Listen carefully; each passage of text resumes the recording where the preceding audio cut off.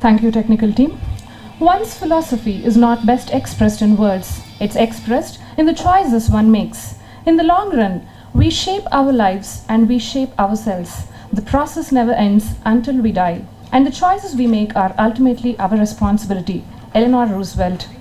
On that note, I request Professor N.V.H. Krishnan, Registrar, Jain University, to address the gathering.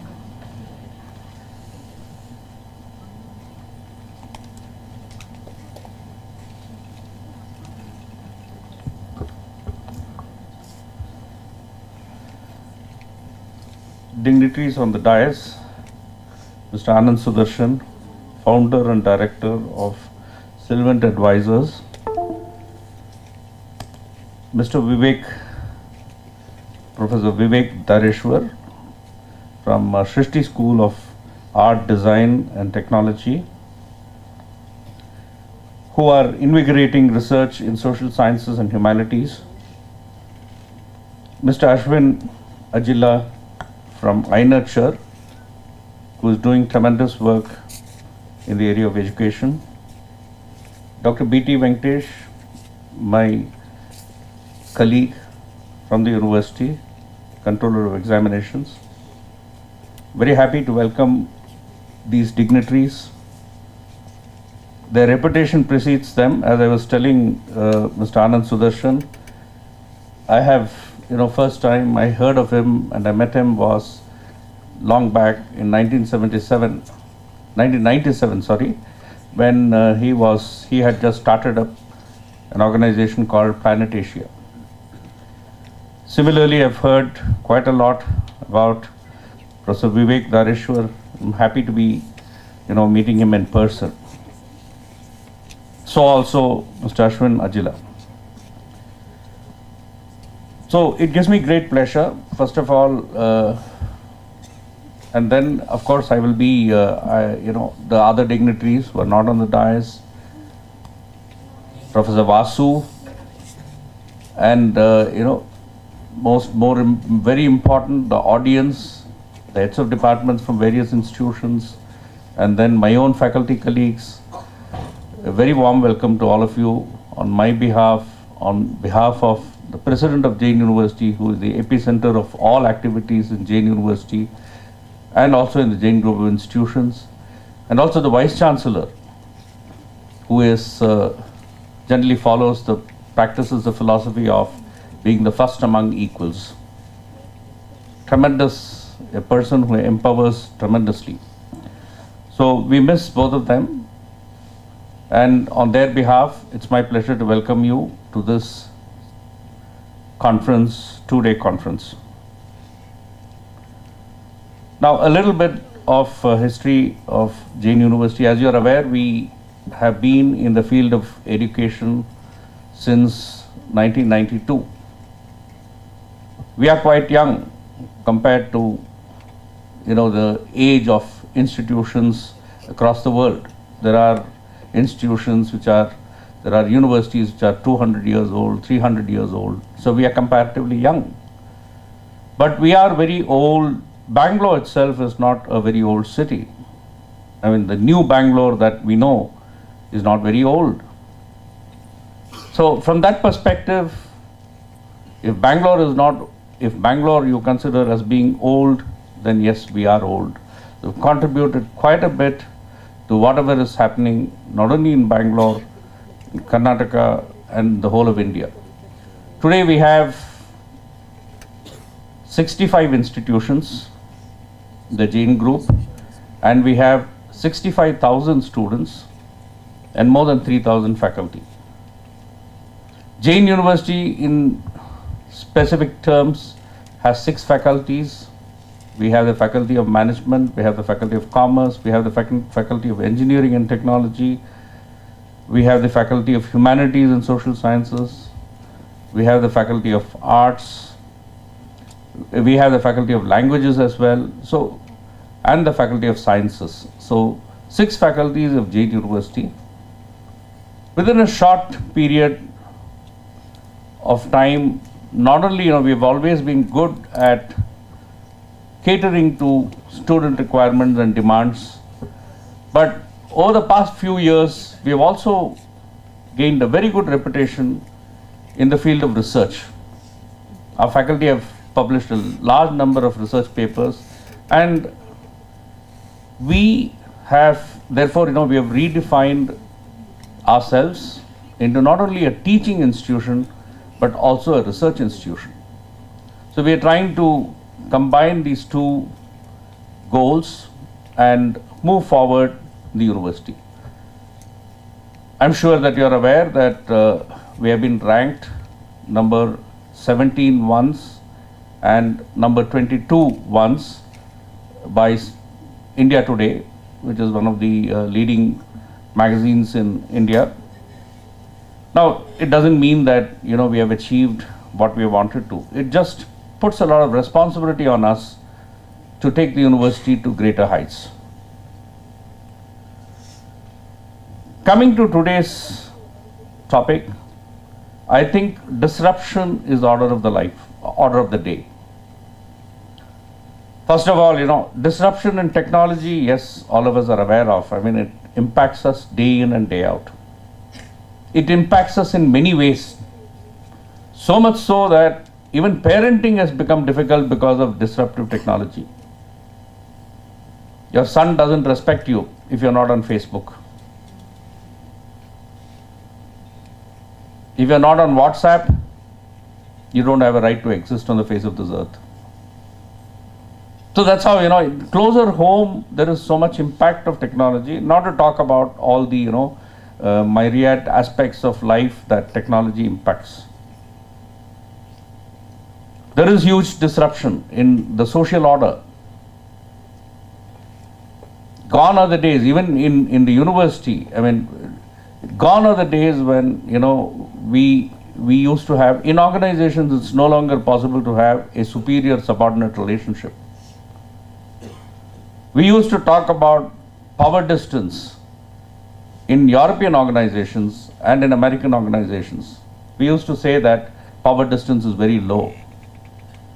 Today, power distance is becoming very low in Indian organizations. And those managers and those among the faculty who do not understand this reality will be left far behind. If you have a head of the department, or if you have a principal who says, look, I am about 5 miles above you, I am superior to you, therefore you listen to me, doesn't work any longer. So there is a disruption in all aspects. There is disruption in terms of consumer behavior, what the consumer prefers. Yesterday is no longer the preference today. Look at Nokia. Where is Nokia?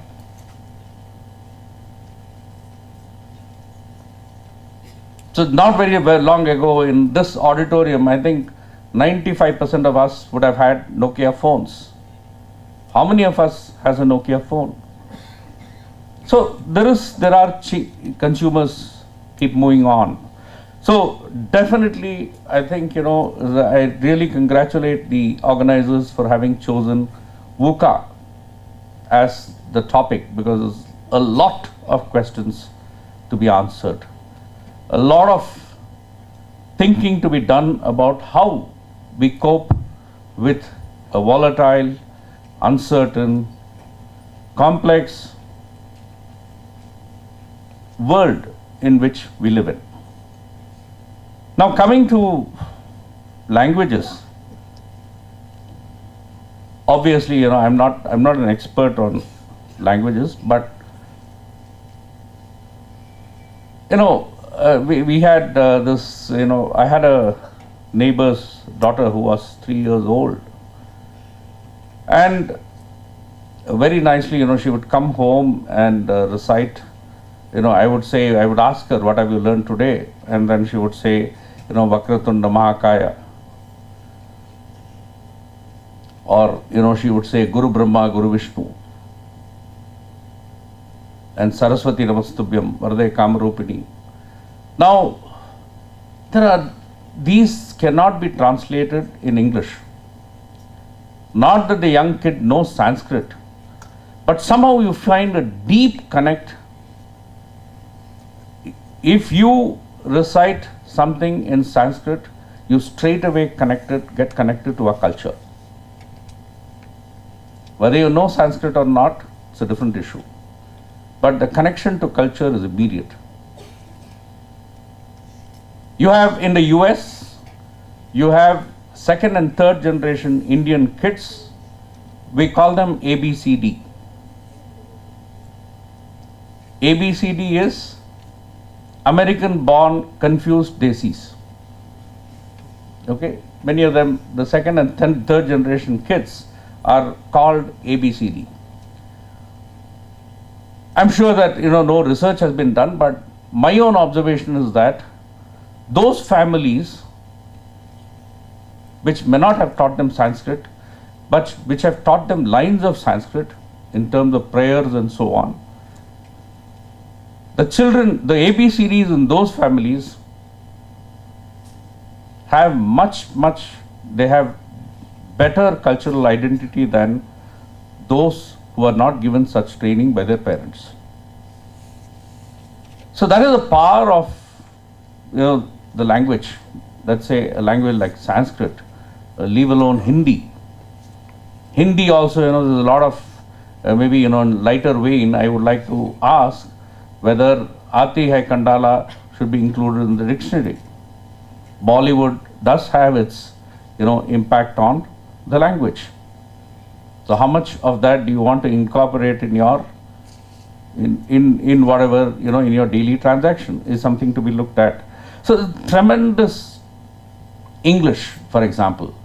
There was a couple of years ago when I was attending a conference abroad, we had a Frenchman, Mike Bryant, whose origin was English. So we were just, we were good friends, and so as we were going along, he said something and I corrected him. And then, in lighter vein, he said, yeah, the Indians now correct the Brits. And we all laughed. But that is true. Perhaps the best English is spoken in India. It's no longer spoken in UK. The best English is not spoken in the US. Where we perhaps, fall back a little bit is, we cannot be blamed for that, I think. When we go to the US for short durations, we do grapple with the accent. Because, you can have that black Americans, African Americans speaking English in a different accent, and the others speaking in a different accent, the Hispanics speak it differently. So we may have a problem, but then here is a reality. I stand to be corrected if my, what I'm saying is wrong. Here is a reality of people not being native English speakers, speaking far better English than the native speakers. How are we going to address this reality? How are we going to, take it forward? How are we going to leverage on this? Many, issues like this, which require reflection during the workshop. Not wanting to keep you in between the distinguished speakers of today and the rest of the proceedings, let me once again warmly welcome all of you and wish you all the best. Wish you a very good conference. Wish that there are fantastic outcomes. Wish you come out with white papers which can be sent to the government or to whichever, to the UGC or whichever agency is appropriate.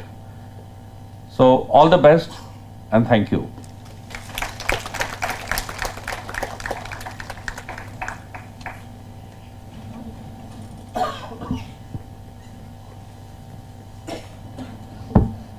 Thank you, sir.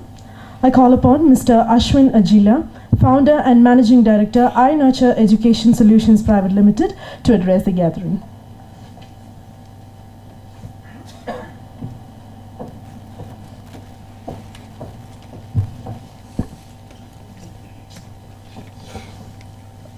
morning to everybody here. I think this has taken me a bit of surprise because when I saw the schedule, I was not supposed to speak today, nor did my colleagues warn me that I might have to speak today. I think I'll keep it short.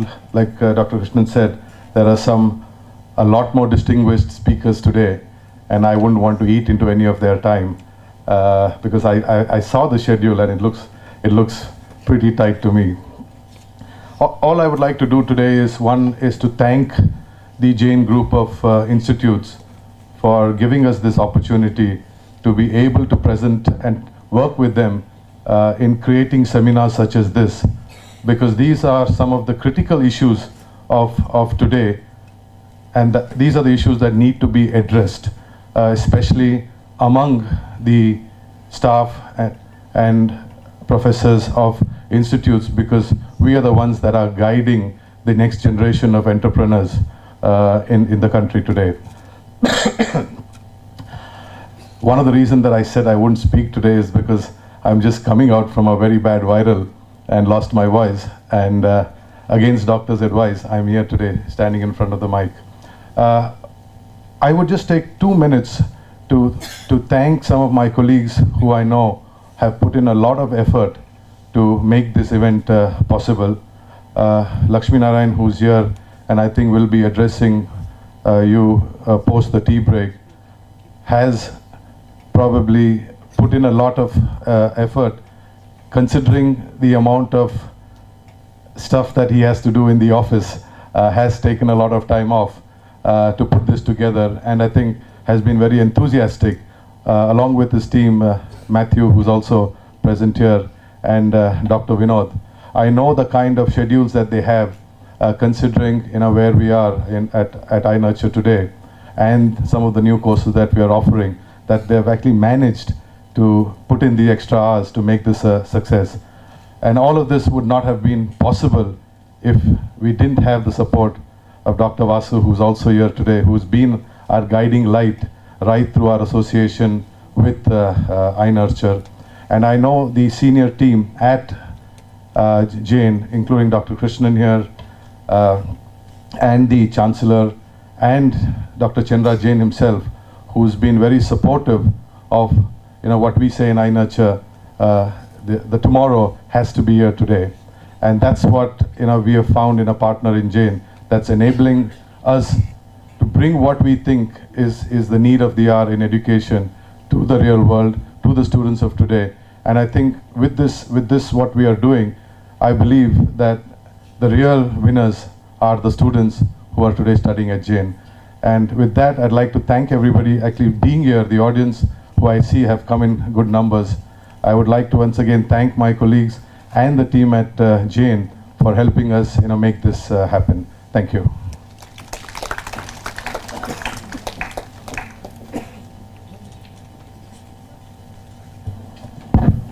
Thank you, sir. Faith is the inability to see the visible. To introduce Mr. Anand Sudarshan, the keynote speaker for the day, I invite Ms. Smita Kavtekar from PG Department of Commerce.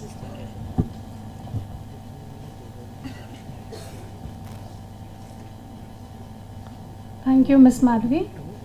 I quote Aristotle, "Excellence is never an accident.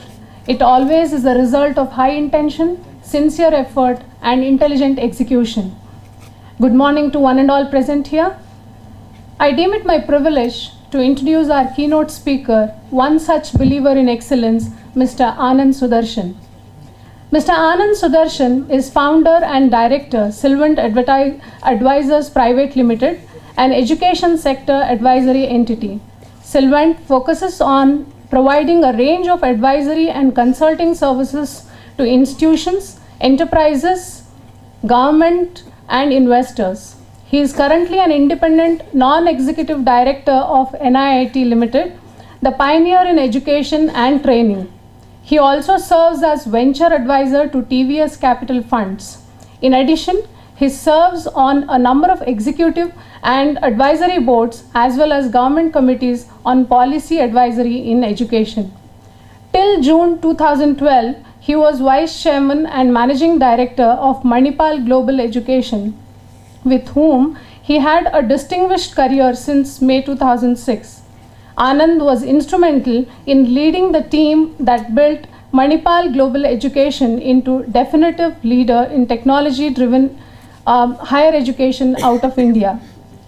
He has been recognized leader in education sector since the last 6+ years. He is a founding member of EDGE, an education sector forum and think tank, and the vice chairman of EDGE's Vision Group. He is an active member of Federation of Indian Chambers of Commerce and Industry's national committees on higher education and school education. He has in the past been a member of CII's National Committee on Education. He was invited by NAFSA, NAFSA, the world's largest association of international educators, to deliver international keynote address to its annual conference in Vancouver in 2011, the first and the only Indian so far to do so. He is also a trustee of Head Held High Foundation, which is doing seminal work in transforming rural poverty through empowering youth with low or no education through an innovative 6-month program to become English-speaking, computer literate, and knowledge workers. Mr. Anand is also a participant as lead assessor and jury member in quality initiatives of CII, including prestigious CII Exim Award for Business Excellence, the Indian equivalent of Malcolm Baldrige Award. He is chartered member of the Indus Entrepreneurs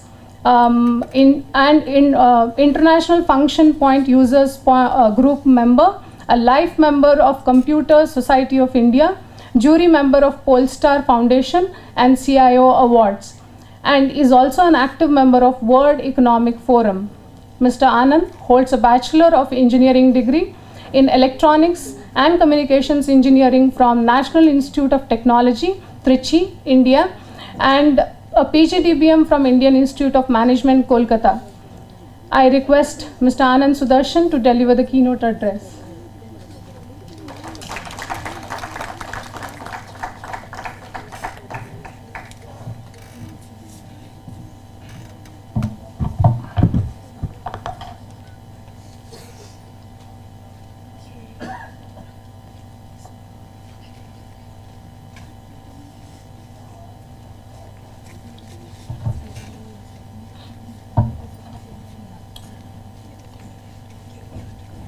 Good morning, everyone.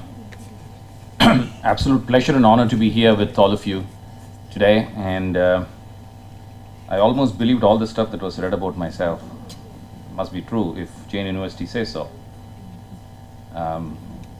We live in an exciting world. We live in an absolutely exciting world. We live in a world that is pregnant with possibilities. We live in a world where the conventional management thinking that is possessed with measuring probabilities perhaps has to be replaced with a spirit that looks at possibilities. And that's a distinctive difference. What I'm going to do today over the next about 15 to 20 minutes is to just share a few thoughts.